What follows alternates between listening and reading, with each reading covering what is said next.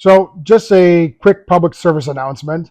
For all you woodworkers out there, or people getting into woodworking, just a reminder that oil and wax-based finishes can be dangerous.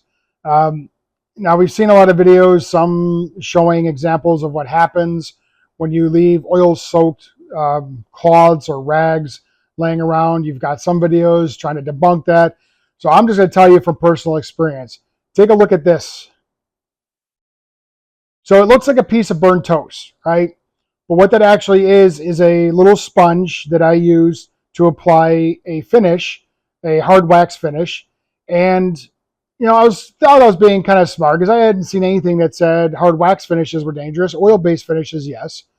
But just to be safe, I left it on the floor in my shop, away from anything else, and I just left it there overnight. And I came in the next morning or the next afternoon into the shop, and I didn't see any smoke, but I smelled a very bad smell. It was like a burned cloth smell. And I'm looking around and freaking out. Now, this was before I had as much wood and other material in here as I do now, but it was still a little scary. It's like, okay, I know that smells like something burned.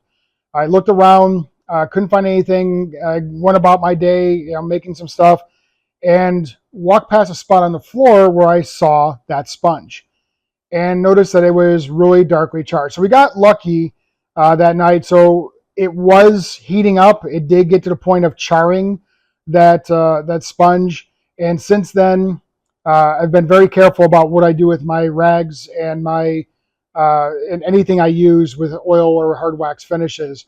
Some of the things I do is I get a small container, I fill it with water, and I immerse the sponge or the cloth into water, and then I will put it outside in the driveway away from everything. When it comes to cloths, some people say you can just lay them out in a flat surface, and that will help.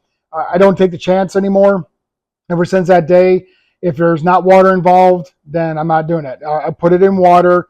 I have various containers, some metal pans, some stainless steel, and some corrugated pans that I'll just put some water in there, put the rags and the sponges and stuff in that, and let that sit for a couple of days. And after a couple of days, most of the time it hardens even in the water, and then from that point I'll throw it away. Actually, no, I don't throw it away. Sorry. I have a bucket, a special bucket here in the shop.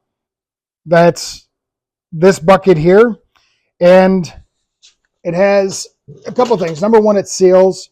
Number two, it's got this arm on it that locks the lid on even more. Right now, I've been putting some stuff in there, so it's open. But ultimately, after they've spent a couple days in water, they'll go into that bucket, close the bucket. They'll sit there for a couple weeks until I finally take it out, put it in the bag, and put it into the trash. So don't take any chances.